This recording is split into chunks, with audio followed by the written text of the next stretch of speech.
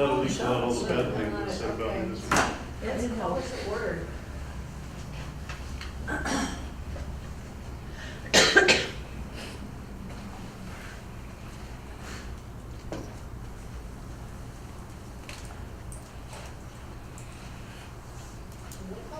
Roll? Yes. We need to hit record. Pardon? Hit record. I did. Oh, Yes, thank you. Lori Zwingli, Here. Bob Silverford, absent. Diane Foster, here. Sean Garland. Here.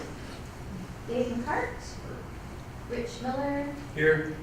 Amy Miller-Juvet, absent. Christian Burkest, absent. Chris West. Here. Right. Can we approve the minutes? I make a motion that we approve the minutes from, what was it, October 15th? I'll second. All in favor? Aye. Any opposed? We sign the minutes.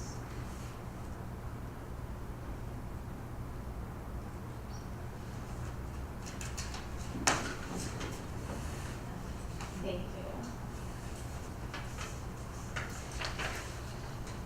So we had, I understand, a meeting for the Community Academy, and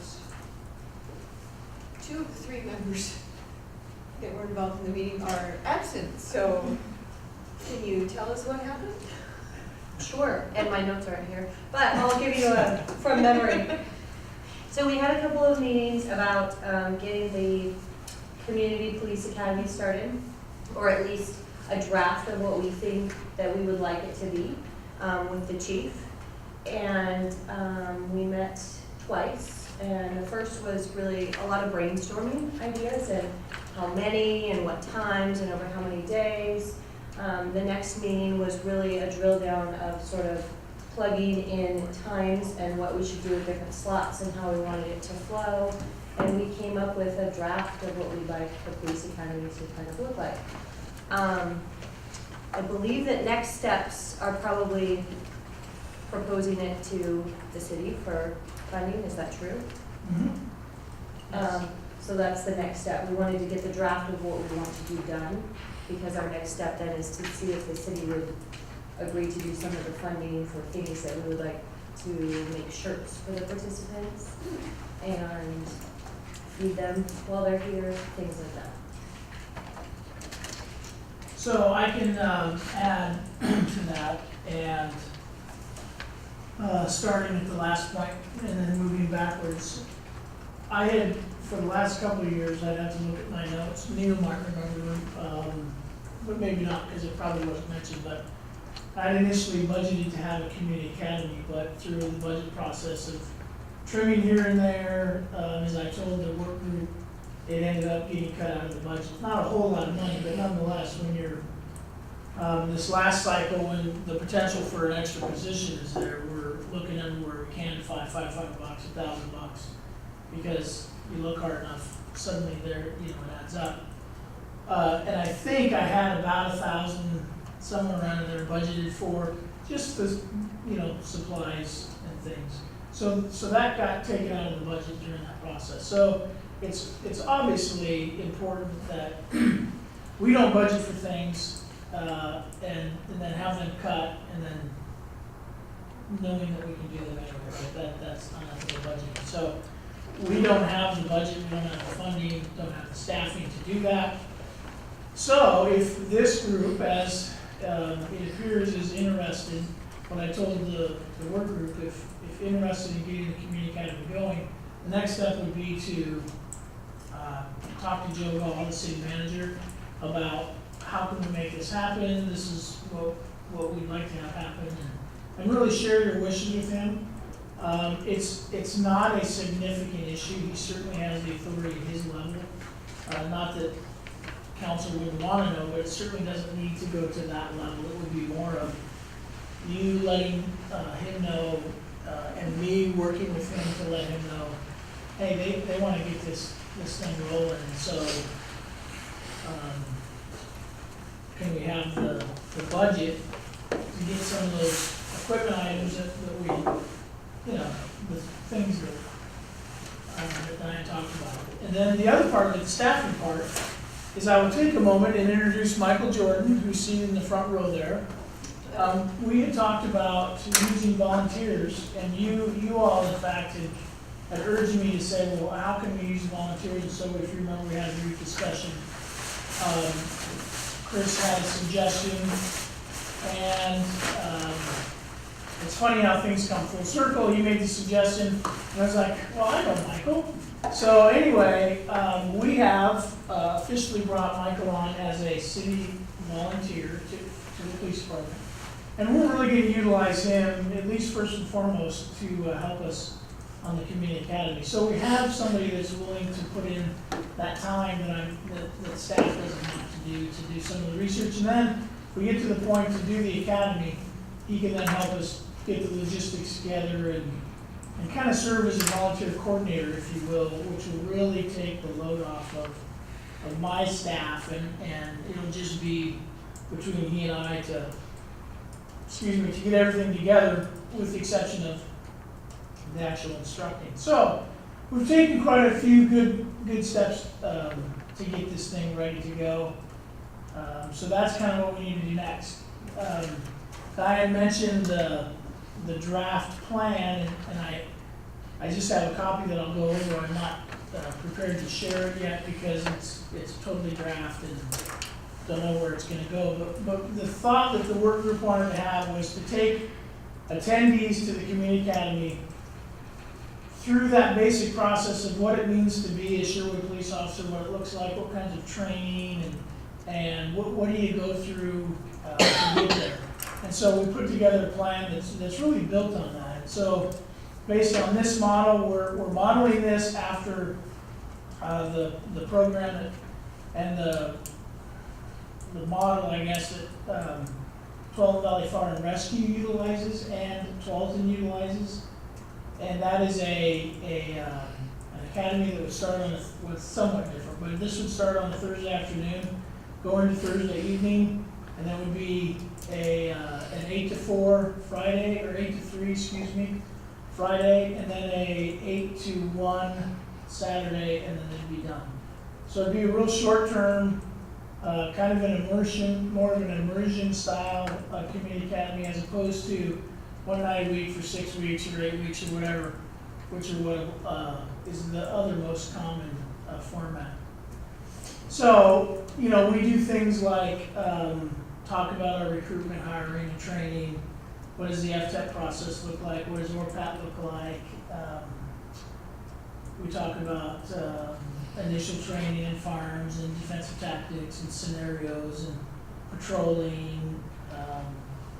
We have a K-9 presentation, some about talking about investigations, and then a police officer panel where the attendees would have an opportunity to interact with police officers and ask specific questions and things like that. So that's just a kind of a brief overview, but it's really, I think it's really a pretty good program that your counterparts came up with. So, and Michael has also already said one of the things that I want to do is kind of look and see what else is out there. So he's got me a copy of the FBI Citizens Academy booklet, for lack of a better term, and then one from Tigard. And when he talked to the Tigard staff, they told him, which I believe to be true, that Tigard and Beaverton and now I forgot the Washington County, they all pretty much steal from one another, so the formats are going to be pretty similar. This is the pretty typical format, 1 night a week for 8 to 10 weeks or whatever. This is a classic Citizens Academy. And we decided to call it a community academy, or potentially even something different with the word Sherwood in there. So we haven't settled on that per se, but it'll be something, it'll be a different format as I explained. So that's just some more add onto that, kind of where we're at with that. So how many people could be put through the program at any given time for one program? Well, that's a good question. I would say probably, I think we talked about 16 to 20. And so we would want to probably stay at 20 or fewer, just because if you got beyond that, the groups would become too big. Because we have a lot of the stuff that we're going to do, we're going to split into shifts. And so one shift or a couple shifts would go do certain things together while the others did something else, and then they would switch. And So- activities Yeah. a little bit, and so they're not all sitting in a big lecture-like room. There's a lot of hands-on training and activities, and so to keep the groups small and be able to participate and even look at the different vehicles at any one time, we tried to keep the numbers where we could divide them. So we were thinking even at any given time, it could be 4 groups of 4, or it could be 2 groups of 8. So that's why we kind of guesstimated around the 16 number. And what did you think the cost would be? For the attendees, or would be? Okay, the cost for the program then? Well, the only cost that we would have would be whatever we wanted to provide the attendees. There's a couple meals built into it. There's lunch on Friday, and lunch on Friday, dinner on Thursday, lunch on Friday and Saturday, and then some other miscellaneous things. I'm fairly confident we can get all or some of the meals donated. So there'd be miscellaneous expenses for refreshments, and then then we'd have to settle on, what kind of, quote, uniforms would we want to provide, what kinds of things would we want to give the attendees when they've completed the program. Certainly at minimum a certificate, but potentially another garment item that they could wear that would recognize them as a graduate of the program. So that's kind of the stuff that we discussed, and again, that hasn't been settled on, but that's what the cost, the budgeted cost would go for. Was this meant to be once a year, one time only, or what? I'm not sure. Well, I think at a minimum it would be once a year. Potentially, once you have the program in the can, if there's enough demand, you could maybe do it, in the spring and the fall, but this is a busy community, so we would have to wait and see how the demand went. And it would be, the beauty of this format, doing it 3 days, is I think it's gonna be a bit intensive, but it's gonna be over fairly quickly. So in terms of my staff, different people, for example, Corey's here, so I'll use him as an example. He comes in to do the canine presentation. He does that bit, and he's done, and it's not gonna be a huge impact. So, to do that in a couple of years. There's gonna be others that you're gonna see, attendees will see multiple times, but. So I think that's a good thing. And was this meant to be like a volunteer, and then there would be a selection process on 16 to 20 people? Or would we just take 16 applications? Yeah. Generally, you make application, and it's probably, for the most part, first come, first serve. We would probably need to do, because there would involve some pretty close contact kinds of things, and there would involve some time in a car. So we'd probably do a very minimal background check, like we would, the same level that we would for a ride-along. And we thought, the group actually talked about maybe having the first practice session that would have hand-picked folks. For example, members of the police advisory board and members of the city council that might be interested. Foundation? Or perhaps foundation board, and to just get the bugs out before we open it up to the public. I have a question. Do you have a statement of purpose for it, for this academy? Not that we put down. There was some discussion about that, but not really. And just generally, what would you say the purpose of it is? So I would say that it would be an opportunity for people to be exposed to what the inner workings of the police department, to add another layer of transparency about what we train, what we talk about, what we think about, our culture, what the organization stands for. And again, get people into the police department, break down any barriers between the community and the police department, and just give folks an opportunity to get to know us. So kind of several different Would there be an expectation that they become ambassadors for the police department unofficially, or? I Or would is it say ju- rather than expectation, certainly a hope, Okay. that they would have a new level of understanding for the job that we do and why we do it, and whether they're thinking about an incident that happened in Sherwood, or they're watching an incident on the news, they would then have an understanding of the training, and if it's a use of force incident, that without making judgment, they would say, I understand the decision-making and what goes into those kind of things. And so maybe even they would have some level of ambassadorship for law enforcement in general as a result of their enhanced understanding. Since I've known Michael for a decade plus, I think it's important that the board knows a little bit about him and how lucky we are to have him step up to this. So if you want to have him do it or you do it, I think it's important. Looks like you're on the spot. You're welcome, Mike. I'll get even later. My name's Michael Jordan. I worked for the police department here in Sherwood for about 12 years before I retired. Prior to that, I was in Sheridan for 12 years. Sheridan was a logging community that we went from a 7-officer department to 3, and they eventually closed the doors for lack of budgeting, and from there I came to here.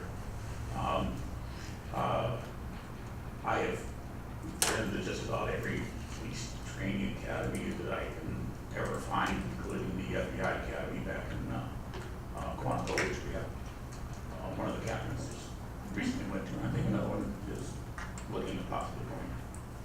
Oh, yeah, at some point I would imagine. Yeah. So I've been in this community for 30 years plus.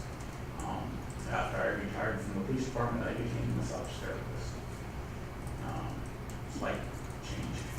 And that's where I met Chris and his wife, who was also a massage therapist. During the time as a massage therapist, I served on the state massage board for 8 years. And currently I work as a contract investigator for the state massage board. So I retired busy. And he lives right down the street. Yeah.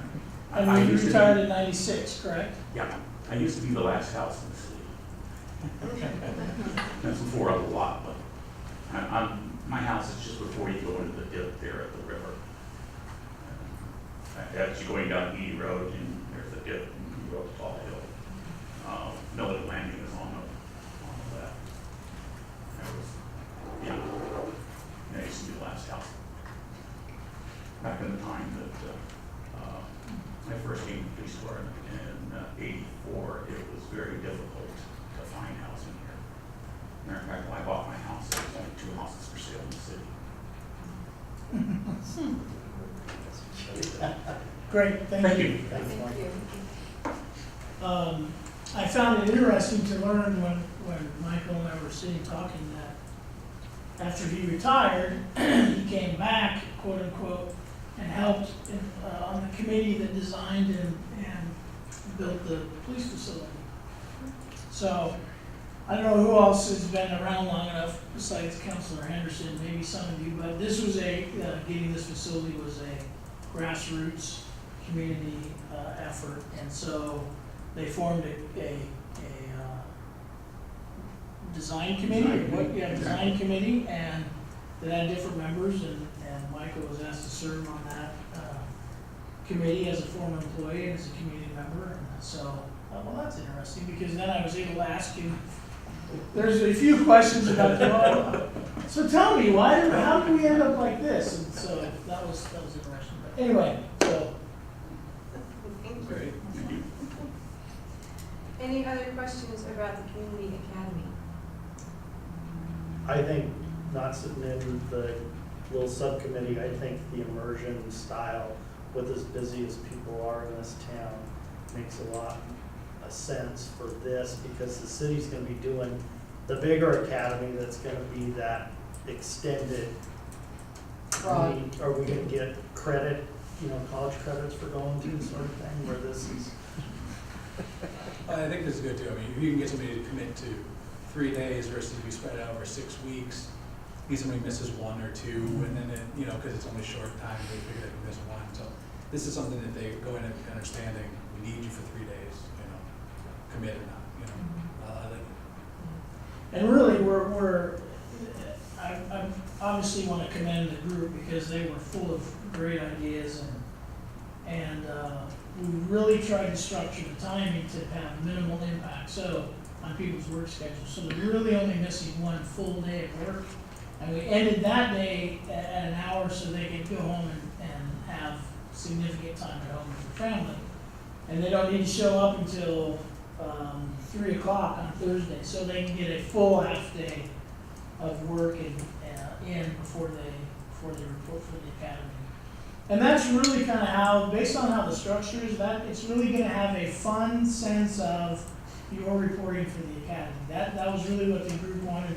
They wanted people to feel like, hey, I'm going through, and so we're going to try to tailor the structure so they really get that sense of, hey, I'm reporting for this. That's how TDF&R does it, and it's really successful. In fact, if you were at or watched the council meeting from Tuesday night, the mayor told about the on-duty crew was there because the mayor had just completely went through the TDF&R Community Academy. And I went through it in probably 9 years ago, 10 years ago, and it's a really neat experience. And I always said after that, you know, that's how you should do that. So, and that's the sense that they have. It really builds a lot of teamwork and camaraderie. So, anyway, excited about this. Hopefully we can get it put together. I'm looking forward to hearing more about it, because I'm interested. It sounds like it would be educational. The next item on the agenda is the future work projects, is the attachment that came around. We are presenting on Tuesday, December 15th, the annual boards and commissions report. And so there was a template in there that we need to fill out that we're going to work on tonight. We need to be able to tell the city council what our 2 or 3 most significant accomplishments for this past year as a board or commission are, and what our 2 or 3 major goals for the upcoming year as a board or commission will be. So hopefully you guys have had the opportunity to look at that and think about it. And I'm hoping that we can go around the table and each offer our thoughts for both of those points, and then get a list and then vote on the ones that we want to present as our top 2 or 3 or maybe even 4. Madam Chair, just, it's probably crystal clear, but just to make sure, we put this attachment on here just so you would have that, really what it is a purpose statement, and it really identifies some of the things that you potentially would want to list as what you're going to work towards in the future. So that's why I put that on there, just as a reminder. Right. So we want to start with you, Mr. West? Sure. Clearly, in my perspective, the work that we did both on medical marijuana dispensaries, and then the challenge of the legislature changing rules and having recreational thrown into the medicinal dispensary. I think those 2 involvement and input that we provided to the council were significant. And they could be broken into 2 separate things or lumped as one. I think looking to the future is input into the staffing study and helping the council make informed decisions regarding to staffing in the next budget process.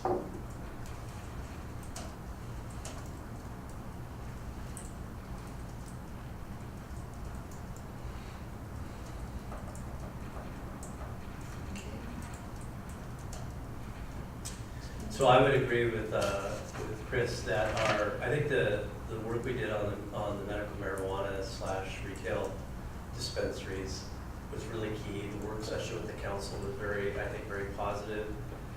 It felt empowering to be heard and to have a voice, and not necessarily, not that we went in there with any agenda like get our way. Just we did our homework and we came with our thoughts, and it was a very positive experience. So I would say that was a highlight. And then I think the other highlight was just initially when we first formed and we got all that anecdotal information from our neighbors and different people. I just thought that was very, very good, and I know you've collected that. That's been one of the things you've been doing. I just think that reinforces some of the concerns that are beyond just this group. So I think that's good. I think the thing that I'm looking forward to, which has been started here this year, is this academy. I think it's a good idea to come up with a statement of purpose just so that you can stay focused. But I think the concept of bringing people in, and I'll just give a little story. I have a son that's 21 years old, and he's gotten in a little bit of trouble here and there. And he's a very common millennial. They have, well, young people in general. When we were young, you can remember, authority wasn't something that we got along with very well.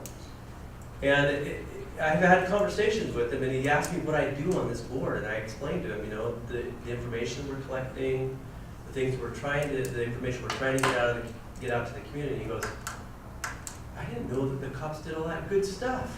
I says, yeah. I said, that's what they're here is. They're here to serve and protect, And I just think that it'd be neat to see even Target, that's probably not the right word, but it would be really good to see, maybe once you launch it beyond just the board and the council, to even specifically go out and try to enlist young people to go to that academy. Because I think that's where so much misinformation is, and they're the experts on social media. So if you can get them on your side, that's a good thing. So I think I'm really looking forward. I think number one, and probably just my main focus for next year, is I think that community academy can be a very positive experience. So, yeah, again, echoing everyone else about marijuana, I think, the planning commission and the council really appreciated our input on that, and pretty much took what we proposed with some slight tweaks and went with it. So that was, for us to do that right out of the gate, that was really thrown in our lap right away. That was great to see. And again, agree with Rich, the community outreach that we've done, I know that was a big part of the kind of the mission. You talk about this in the interviews that we did for this board, is to act as a liaison for the community. And I think I saw from the meeting minutes from last week, 134 people that this board has specifically reached out to. That's a tremendous number of people that hadn't probably had either someone speaking to them or someone to speak to about the Sherwood Police Department. So I think that's an accomplishment that we've done, and then moving towards what we look to do next year. Again, this academy is another great way of even taking the next step. I think on that is probably a lot of these people that we've spoken to are going to be people that are going to want to participate in this academy. Now that they've heard that the police department is reaching out, wants input, now they can actually see what the police department does. So I think that's going to be a real positive for us going forward. I did not go to the work session on Tuesday with the city council, but I'm wondering what our impact might be in next year with retail marijuana sales, if there's going to be any input from us similar to what we did for medical marijuana. But if so, I imagine we'll be round two on that for next year.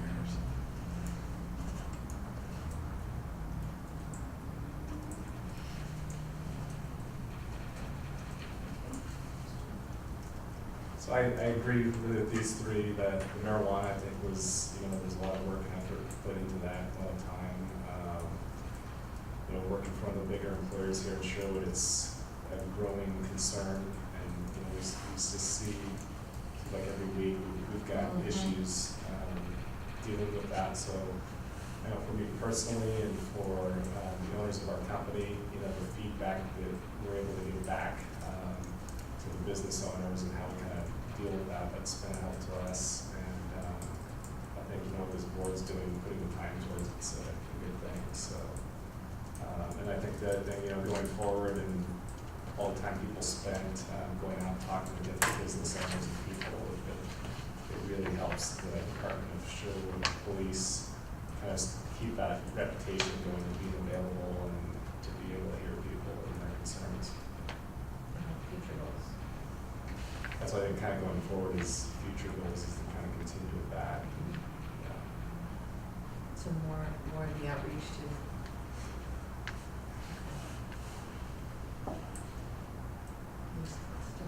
Okay, I would agree with all of you that the medical marijuana and the marijuana conversations in general, we put a lot of time in that. And I would agree that it was successful and heard. I think in conversations with neighbors and community members, we not only were gathering their input and maybe gathering information that we realize that they don't know about the Sherwood PD, but also I think we did a lot of teaching actually in 2015. I think we sent a lot of good messages out to community members about Sherwood PD. And really for our board getting together in this first year, I think we ourselves taught a lot, or we learned a lot from the chief about the PD, and we were able to take that and teach on pretty quickly. So I think that actually is a big success for us. And 2016, I would echo everyone that the academy is very exciting, that the staffing study, we're all wondering how that is going to turn out, and that we will continue with our community conversations and outreach and be liaisons.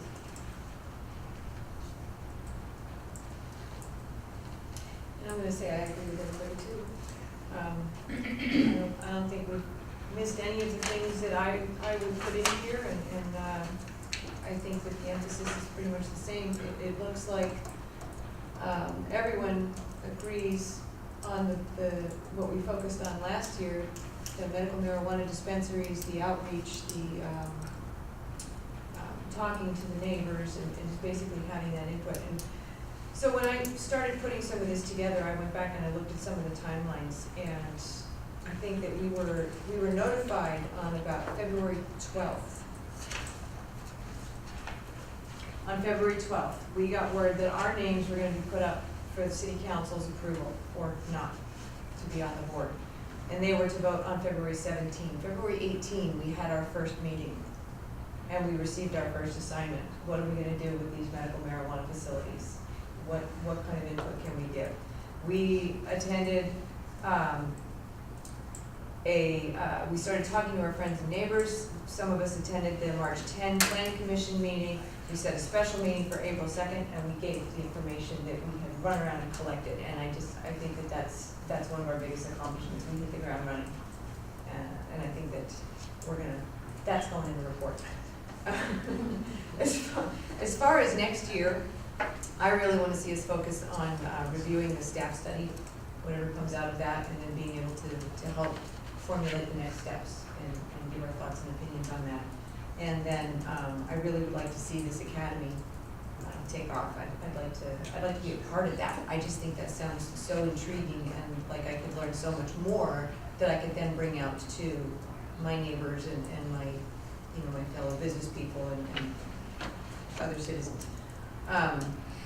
So I am thinking that I've already done a draft. I can pass it around so that you can look at it, but it's basically got the points that we already talked about already in there. And then I also have a little bit longer list that kind of summarizes the things that we've learned from people, the things that we talked about at the last meeting. I thought that maybe bringing both of those things in to discuss those. They don't look very long, and I'm sure that whoever presents this can whip through it in 5 minutes or less. Does that sound, not having gone through this process before, does that sound like what is being requested? I think so. They may or may not have a representative do a presentation. Usually they do, but some people seem to be pretty nervous about that, so, I think, when you, does everybody know who's coming? We haven't gotten that far yet. Oh, okay. I was just I- gonna say, when you submit to the chief, you know, I think you guys, because you're new and you've accomplished a tremendous amount, in a short period of time, that it might be good to go ahead and appoint, you know, elect somebody, or ask somebody to go ahead and make a presentation and, give them an overview, because I think it sounds much better coming from one of the board members than just somebody stands up there and, you know, hands a packet out to council. I think we'll have more meaning when somebody stands up and says, you know, this is what we've accomplished, this is what we're working on, these are our goals for next year, and, you know, we've hit the ground running. So, you know, right up there with, you know, death and public speaking, a lot of people don't want to stand up, but it's not like a regular council meeting. I mean, they set up tables and, you know, you have a meal and it's a little less. And the other boards are there too, right? The planning commission and all that. We have 5. No, we have 6. Well, we have budget, which is all of us. Okay. Planning, cultural arts, Parks and Rec. Library. parks, library, police. We don't have Serpent anymore. No, we don't. And so budget for 6. So outside of council's direct involvement, there's 5 boards and commissions. So Technically, we're looking at forming an economic development board and also a utility board at some point, but. So the attendance really varies. The times that I've been there in the past, there's been some boards that weren't represented at all. There's been boards that have 1 or 2 people there. There's been boards that have, you know, multiple people there. We also I- have volunteers from the library and the police department come. Oh, is that on that night as well? Well, I think they have a volunteer appreciation. Yeah. well, sometimes they come just because it's sort of lumped in, but. And so as Councilor Henderson said, sometimes they will actually ask, is there a representative that wants to present the report? Other times there isn't. So, of course, my recommendation, this should not shock any of you, but I would love to see all 9 members of our board there. I think this is a great opportunity, for the record, extreme bias and prejudice for you guys to really, put yourself on the map at every opportunity. You clearly have done that, and this will be your first opportunity at Boards and Commissions dinner to be there and full force, and you have a lot to be proud of. I think you all have done a pretty good job of capturing what a busy year that it has been. I mean, you haven't even been on the board a year, and you've done more than a year's worth of work. So, By far. you have a lot to be proud of, and I think you should show up and wave your flag. But that's just my bias. I'm certainly proud of the work that you've done. So, but yeah, it's a fairly informal deal. It's not, you know, you come in and you mingle, you visit, they say, okay, time to eat, and you know, you get your meal, and then they kind of go through whatever they're, and I haven't seen an actual program yet, so I mean, they go through whatever it is, and that's pretty much it. There's a lot of thank yous, obviously well deserved, because all the boards and commissions work hard at what they're doing, and Great. so, and there you go. There you go. Running. So, does that answer your question, Chair? Yes. Okay. May I add something? Please. Oh, sorry. I would encourage you, no problem, not to all sit together at the same table. The inclination will be to do that, but if you break up, then the boards and commissions do some of the same work that you do, which is they seek input from members of the community and they make recommendations up to council. We'll have the opportunity to say, so what do you guys do? And to let people know that the board exists and some of the work that you've done, because I bet they have no idea that you weighed in on, you know, medicinal marijuana, whether or not we wanted to allow recreational sales, and so, I just, you know, they'll have the opportunity, they might have a lot of questions, that they can then pass on to other members of the community about what this board does and when we meet and how to get involved. Well, I believe we canceled the meeting, the regular meeting for Yes. next month, so that we could all go to this meeting on the 15th. So I'm going to also encourage everyone to go to the meeting on the 15th. I think that would be a really nice show to let them know we're here and we're here to help. So use us. And as far as, I think it would be really nice to have a presentation, to have someone stand up and say, this is who we are, and this is what we've been doing. We have someone among our number who has done this several times before, even though he's not here. I'm gonna throw him out on the table. Yes. You're gonna elect him as such, yeah? Yes. A second. I am. Mr. Silverford, You know, you're on. that's not So I am thinking that Bob would be a very good person to do the presentation, because he's been here and done this numerous times, is my understanding. Anybody have any thoughts on that? I so moved. I think you'd be fine with that. Okay. Assuming he's gonna be here. Assuming he's going to be here. If he's not going to be, and I will talk to him about that. I'll get with him about that, make sure that he's going to be there. So, anything further on future work or projects that we need to discuss? No? Okay. Next matter, Matrix Consulting Group's request for assistance. I met with Greg Matthews last month and sat down with him for about an hour and a half, I think it was.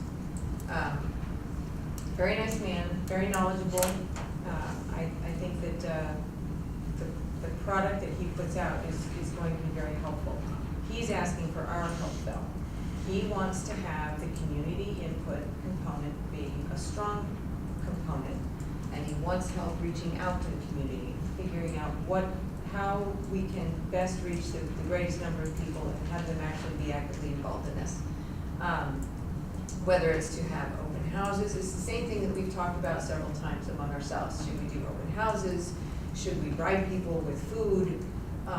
Should we do something over at city council?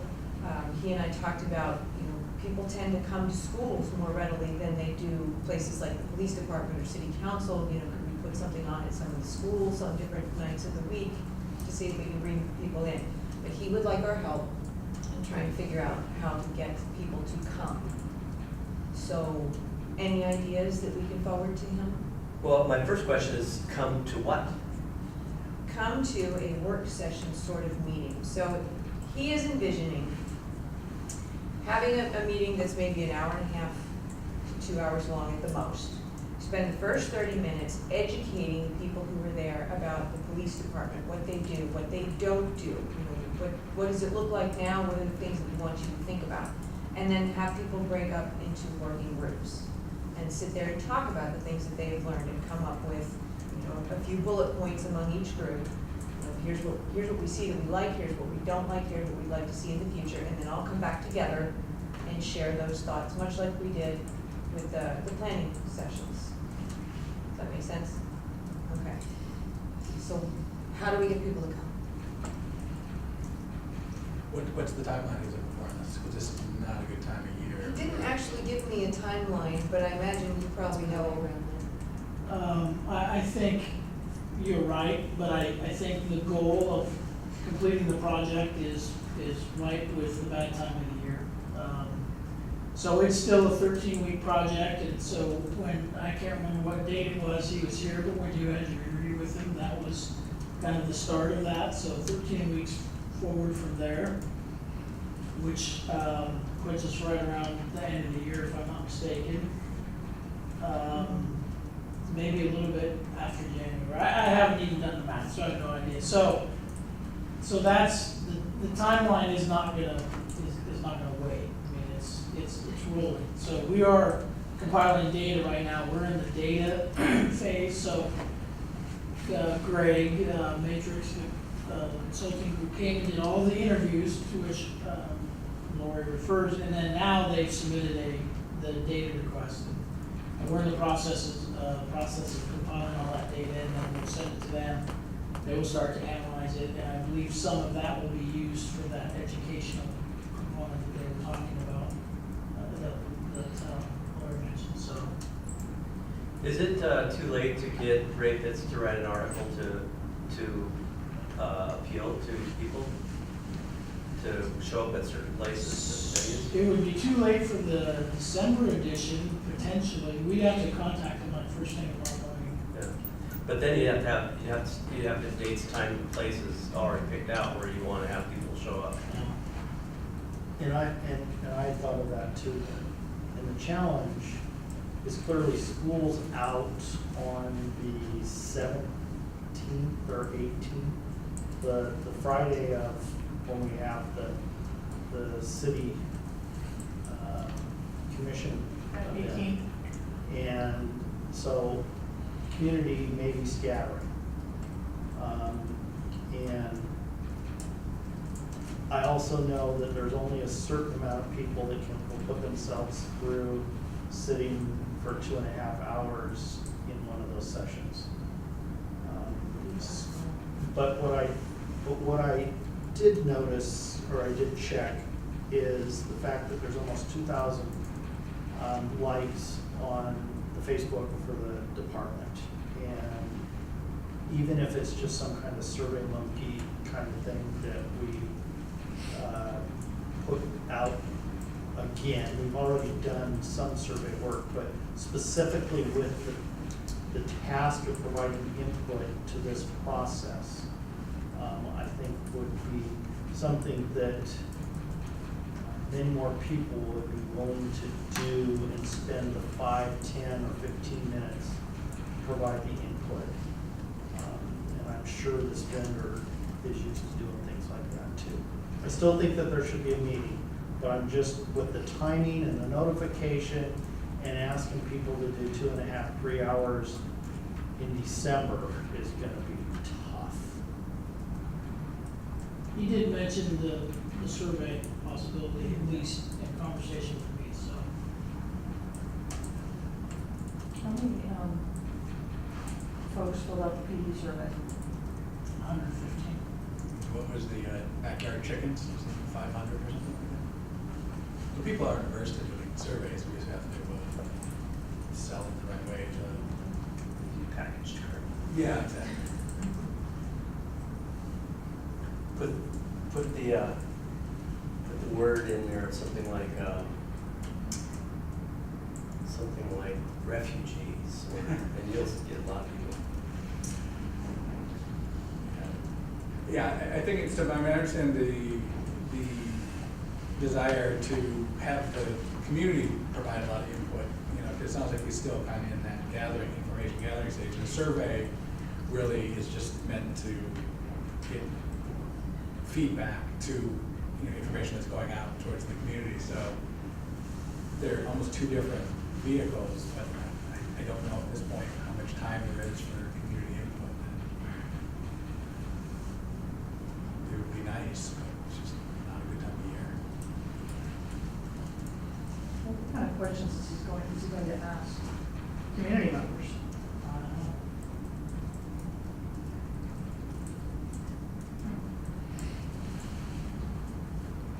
I mean, I really don't. You keep in mind, I was interviewed, and this has really been a process that is being managed, rightfully so, through the city manager's office, the assistant city manager's office. So,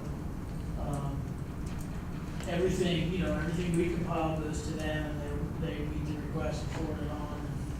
And that's really how we want it to be. So I don't know, I really don't know what the survey, I don't know what he spoke about with others. Those were all confidential interviews. I don't know. I'll find out when I read some of the information in the report. So that's, as I said, that's good. Because I think citizens or residents are gonna come to that meeting saying, you know, what did we get for $40,000? You know, what does the staffing report say? And he may or may not be ready to present that at that time, because people don't really, I think, understand all the categories that he's looking at. I got the sense that he was interested in telling people, here's what your department is able to do for you now. Is that enough? Is that too much? What would you like to see be changed? And one of the things that he focused on was response time.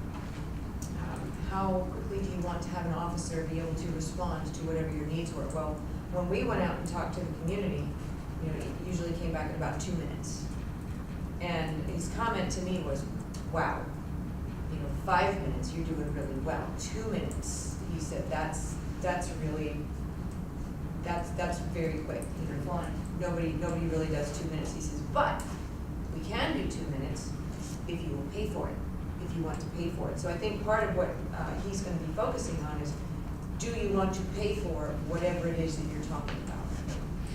That was the sense that I came away with after I had spoken with him. That was one of the questions he asked me, was, do people want to pay for what you're talking about? And the information that I had gotten in talking to people was, yes, they'd be willing to pay some amount, but we don't know what that amount exactly would be, because we don't know what the additional services would be. So I have a question for you with regard to those workshops. So is it his expectation that they be done sooner than later because he needs that information on the front end of putting together a report? Or are those workshops something to be done towards the end, and then he can bring that information into his report? And that's one question I have. Another question I have is, if we're being asked to somehow champion this idea, organize this idea, what is his goal in terms of how many people, how many venues, how many different workshops? Because that will also impact it. If we can do it towards the end, there's no reason why we can't do it after the first of the year, after the holiday season. That would give us more time to organize it. That would give us more time to promote it in the paper and on social media and get the word out and get people excited about coming to these different things. And it gives us more time to organize it as our group. But my concern is, if we have the kind of turnout that we've had on other things, we put all this effort in, and we have 15 people show up at 2 or 3 different venues, is that worth it? I think from the other side of this whole issue too, I think if there isn't a public forum for public input, the ultimate report will be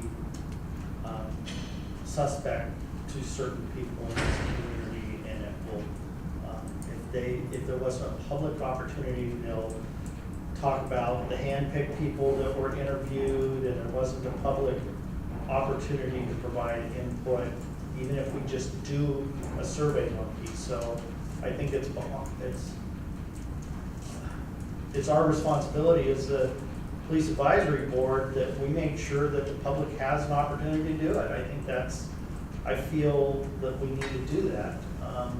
And even if the timing doesn't work, we need to do that for the benefit of the report and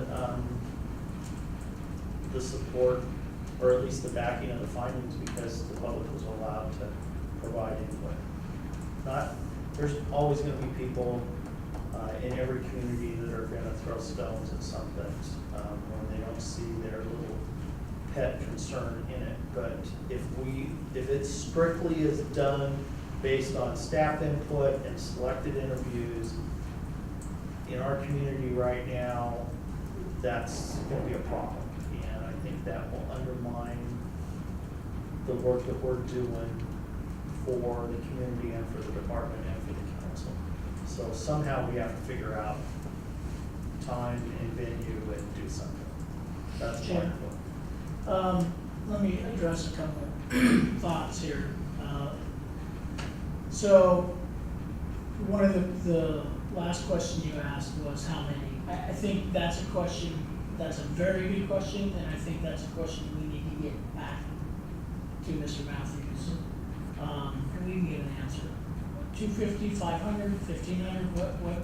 So we will answer that question so that you all have some idea of what this next piece is. And so I think, to answer your first question, I think while it doesn't have to happen immediately, I think the answer to that is the sooner the better. And certainly as a part and parcel to the overall project, prior to the project being completed and a report being drafted and so on and so forth. And this is my sense, is that based on the way the proposal was written, that you all had an opportunity to review as a public record, there was a strong emphasis put on the community input. And the reason for that is because really it needs to begin there, because ultimately it's going to end there potentially, depending on whatever the recommendations are. So there's that. Number two, I can tell you from my time with Mr. Matthews that when I stressed that what mattered most to me was what the community desired and expected, he was all over that. He said, yes, absolutely, that's what it needs to come down to. So my sense is that that's a very important component to him. And that he understands that at the end of the day, there's, 19,000 some stakeholders that really needed to make the decision on this, even though not all of them are voting or paying the taxes, but you get the point. So I think that because of that, that's an important component that needs to be addressed. Maybe sooner is the too strong a word, but certainly as a part of the right now, as opposed to, well, we can circle back on the end and do that.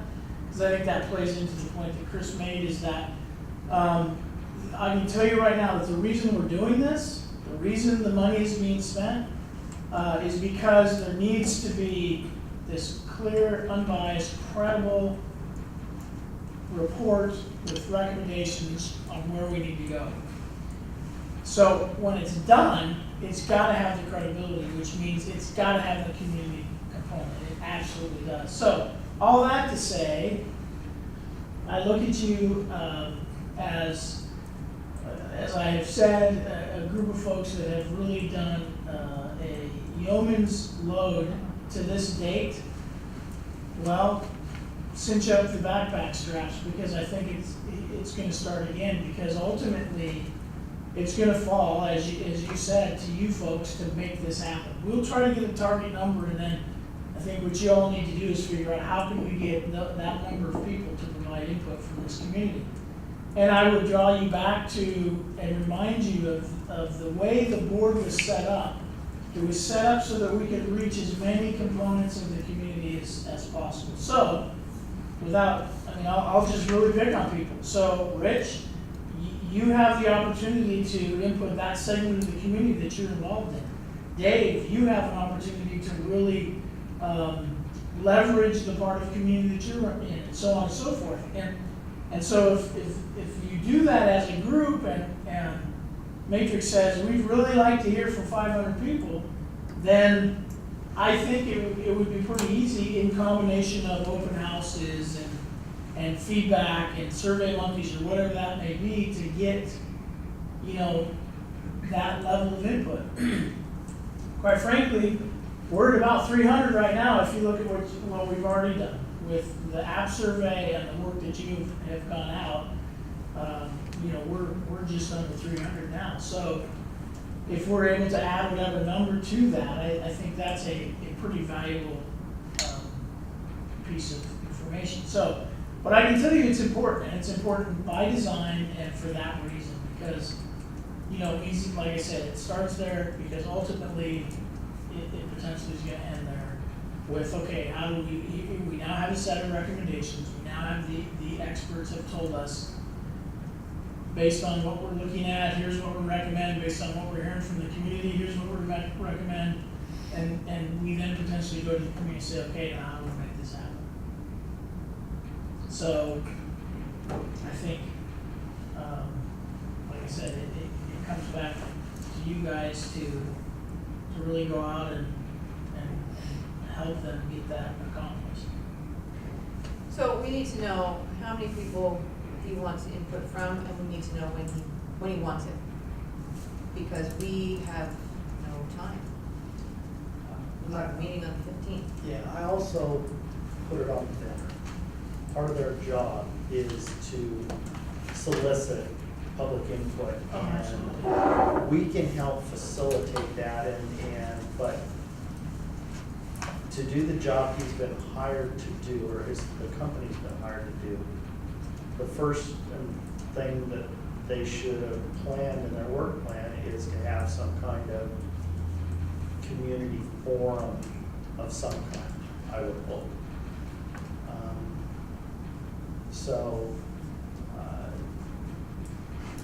Given that expectation that I would hope is part of what their work plan and what they were hired to do, we can help assist with that. But it's not we're to help facilitate and be community representatives to draw people, but it needs to be, for credibility purposes, it needs to be their show, not our show. So just a logistical question. I know that like Sherwood West will meet up at E Ridge or whatever, sometimes for their forums.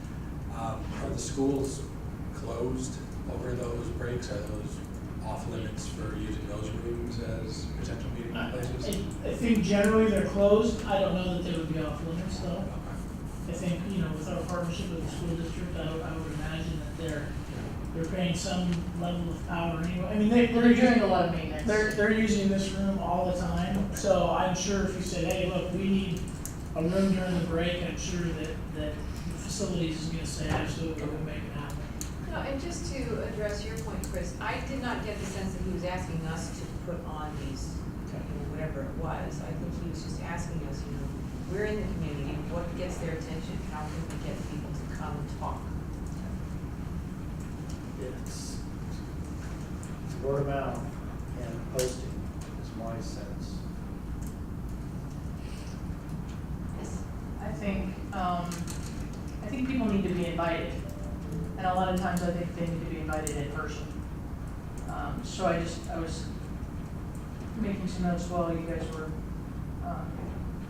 chatting, and I wrote down school board, Rotary, all the PACs in the school, the Legion, the Elks, all the sports clubs, the chambers, churches and businesses. The best way to get people to come to a meeting is to face-to-face ask them that this is important enough that I've come to your door or your desk or your house to ask you if you're willing to come one night, this night, and so maybe Greg picks 3 evenings where he's available and they'll have an open house. And asking people, can you just go to one meeting? I mean, I know people love to rely on Facebook, but I was in downtown Portland in a card shop, and one of the cards was a little tongue-in-cheek, and it said, "I'm sorry I snapped at you. I have 13 friends who have birthdays on Facebook today." Okay, really? So, but really going and asking people, this is important enough that we've paid to bring in a third party to analyze our police department and help us understand where we need to go in the future. And part of that is and probably the most important aspect of the study is input from the community, because we can give you some data and some technical advice, but as Chief Growth has said over and over and over, I want to know what kind of police department you want in the future. I know what we're doing, and of course Jeff has his own philosophy, but there may be things that we're not getting to because A, we didn't think of it, or B, we don't have the workforce to do it. But I think if you literally go door to door, or even just make a phone call that says there's 3 work sessions coming up, and this is a really important aspect of the study that your tax dollars are paying for, and we'd really like to know what you think. And it might be informational for you. You might have suggestions for us, but we really want to know what you think about our police department and what you expect of the police department, what you've heard other police departments do, like the academy. And I just hope that Greg has somebody else besides one person to help get that feedback. Somebody's going to have to record it or write it down, or be able to gather all that data, because a lot of it is gonna be, unique. So, I mean, that's what I would do if we find out what volume and how many meetings. And I would much rather postpone until the first of the year to get good quality input than to try to rush it and say, oh, well, we just ran out of time. Because I think that's a really important aspect of what we're trying to do here and what potentially we could do in other departments of the city going forward if this process model works well for us. So, I'm not anxious to try to cram it into December like Chris said, because people just won't come. I mean, every weekend is booked. I can tell you that the Cultural Arts Center, every weekend is booked until February. So there's something going on every night, every weekend night, so. That's my 2 cents. Thank you. So I'm thinking that we need the answers to these questions. But our next meeting is December 15th. So we need the answers. Yeah, I thought he was gonna be here too. Wait, our next meeting is December 15th, Well, that's the next time we get together. We don't have a meeting in December, so that's the other part of the problem. I'm not being rude, I'm typing an email, and my Good. hope is that we can get the answer to those 2 questions, and then what I will do is I will forward it to the group as information. Okay. Now, all that will tell you is, okay, now we know, and you still won't have an opportunity to get together. However, you have the ability to speak individually with one another personally and whatever, just not as a quorum. And you certainly have the ability as an individual to get your ideas to the chair, and then chair can get back to me or us with, okay, here's what I think we need to do to move forward then based on the answers to your questions, and then I can shoot it back after. So that's how we can facilitate and get this going. I So think that's the, have to be the way to do Yep. this one. So Chief, we will wait for your information, and then everyone can send in, whether it be to the chief or to me or however you want to do it, send in your thoughts once he gets that information out to us. Okay. Any other thoughts on Matrix Consulting Group's request for assistance? Okay. Counselor news.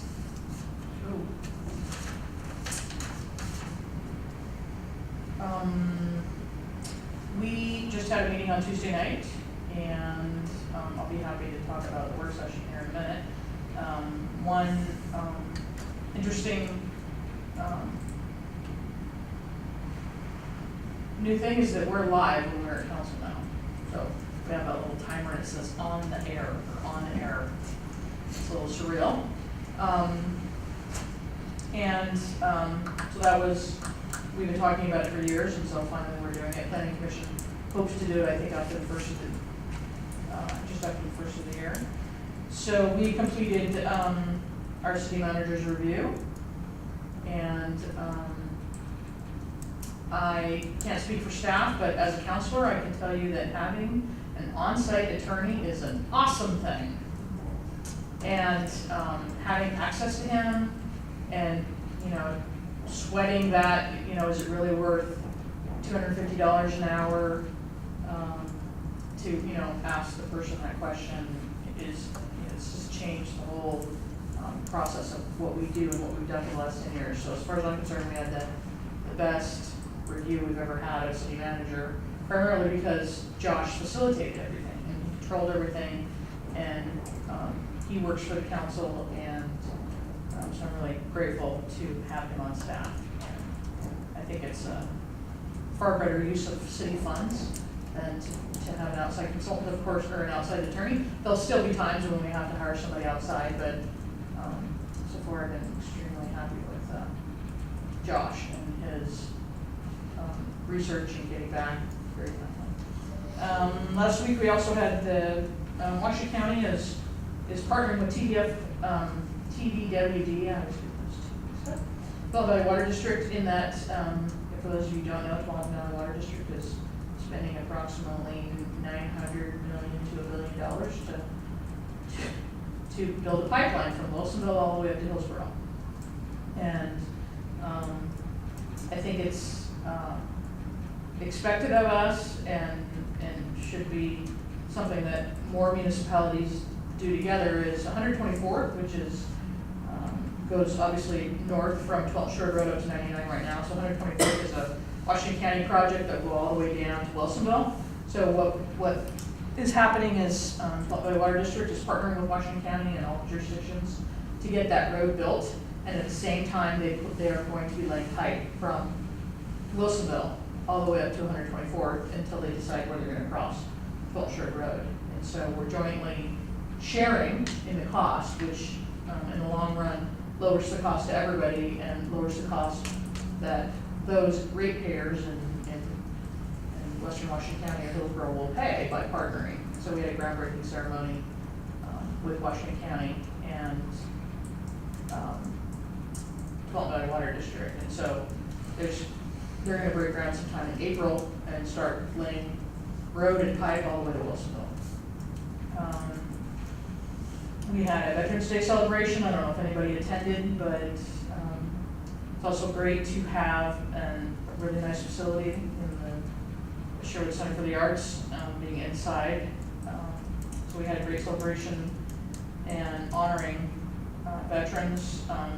Officer Twig came, and I really, really appreciated and was impressed with his talk. He talked about the backbone of the military, and the backbone of the military really is family, community, and he talked about his own personal experiences, and it was really well done. And I hope that we'll have the opportunity to do something like that every year.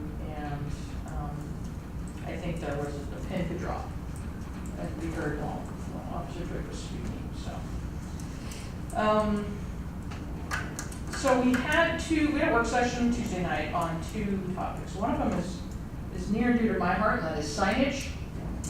And the other one was Josh, our attorney, had put together some information on what we would like to do in 2016 with respect to whether or not we want to allow recreational dispensaries to be in Sherwood, and if so, the tax or no tax implications.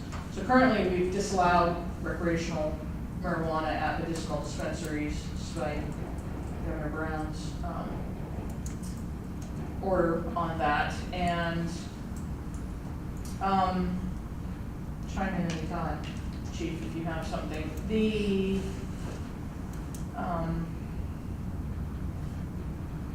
I personally would instead of for the council to make that decision, the only way to ban it is to ask your voters. So the only way to have an outright ban is to put it on the ballot and let the voters decide. If we were to ban recreational sales, we would lose our percentage of a 3% tax. And we talked a little bit about, that having a recreational dispensary would probably cost us way more than the 3% we would get. And so if we're gonna have one, why would we turn away tax revenue? And, there's a lot of indecision from OLCC about what the ORSs are gonna be regarding recreational marijuana. How closely can a medicinal marijuana be or recreational marijuana? Obviously in Portland, there are 97 dispensaries, medicinal dispensaries, which means now there are 97 recreational dispensaries. And, those regs aren't out yet, so we need more information. But if the council is going to put this on the ballot, which would be my inclination, because I'd much rather have the voters decide, just like we were able to vote as a block, whether or not we wanted recreational marijuana to be legalized in Oregon, and we, as a voting block, in Sherwood said no. But, since it's a statewide measure, I think it would be important to put it on to the ballot and let people decide. And if we do that, I think we have to file by the end of August of 2016, and we go into November of 2016 ballot. And of course, that's, a general election where you have the greatest chance of a large percentage turnout. So we're still gathering information about, the direction we want to go. And signage, I don't have any solution to signage. And the one thing that we didn't really have a chance to talk about was enforcement, and that's really my issue with signage, is no matter what we do, it's always an enforcement issue. And a couple of counselors would like to ban signs in the public right of way. And really the only time of year that we have issues with signs in the right of way is during an election. The other times of year, there might be, give and gobble, or football, or lacrosse, or soccer, and those are really not the issue. The issues have to do with during an election, when people feel the need to compete for real estate in the form of public right of way. So I don't know what the solution is to that. I wasn't real happy with the conversation that we had, because I think we just talked in circles. And there are other members of council who don't want to regulate signage to the extent that we hurt businesses, or regulate signage that doesn't allow people to find a home that's for sale or for an open house. And we talked about how those traditional sources don't really work. People look it up, they find it on Google Maps, or but so it's a double-edged sword no matter how you swing it. And we basically didn't agree to do anything on Tuesday night. And some people think signage is no problem. We did consider the other municipalities like Tigard and Tualatin. They don't allow signs in the right of way, but we see signs in the right of way in Tigard and Tualatin all the time. So they don't allow them, but they don't really enforce it. Define right away, please. Public property adjacent to the roadway, Okay, not private property. got it. So school, roads, here at the PD. Those are signs that are Friday to Sunday. Yeah, Friday 6 a.m. to Sunday 6 p.m. currently. But there's other, they're supposed to be 25 feet apart. We also have, banner regulations and vertical sign regulations. It's not just temporary signs. So, Rectangular sign regulations. pardon? Rectangular sign. Rectangular sign Yes. regulations, round sign regulations. Yes, yes.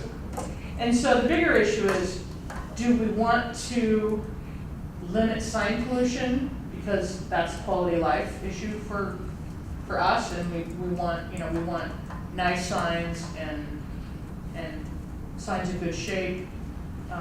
But do we want to, prevent reminding those people who have, 4 kids and they both work and they need to remember that it's time to sign up for baseball. And they drive to school at Archer Glen and they say, oh yeah, I need to sign up for baseball. Because somebody took the time to put a sign there that said baseball sign-ups, now open or something. So, it's really only an issue during election season, so we just get rid of elections.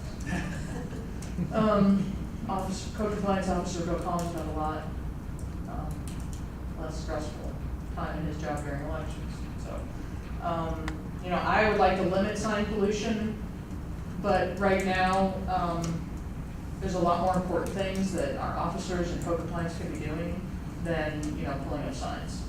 So, I personally would like to just have a sign code that's really simple, people know what they need to do, and they're not motivated to find a loophole. But I don't know what the right answer is, because they always find a loophole.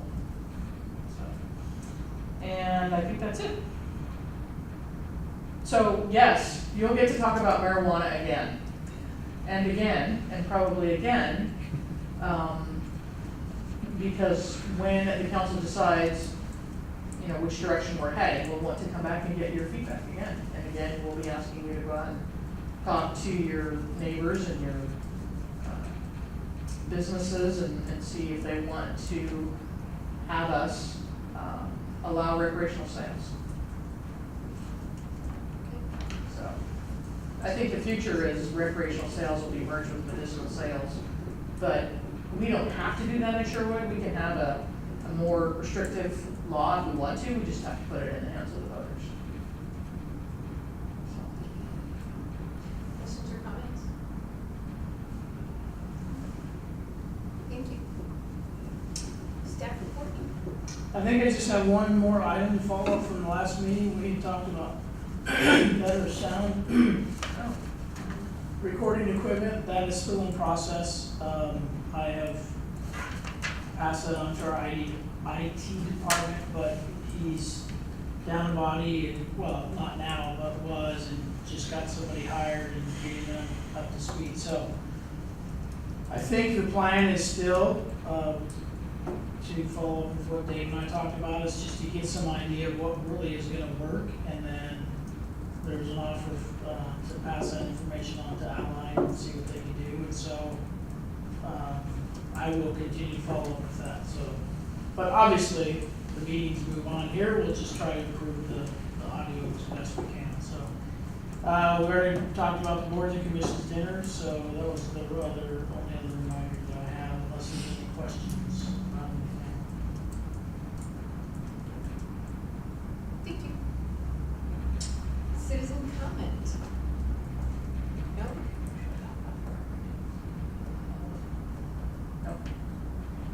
No comments tonight? Anything more that we need to discuss tonight? We are adjourned. Very good.